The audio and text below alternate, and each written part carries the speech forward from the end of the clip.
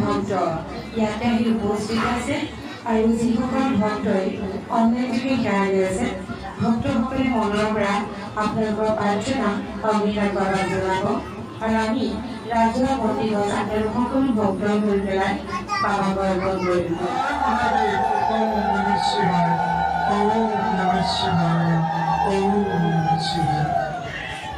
গাখীৰ ধৰা খানাত নিজকক পূৰ্ণ ভক্তি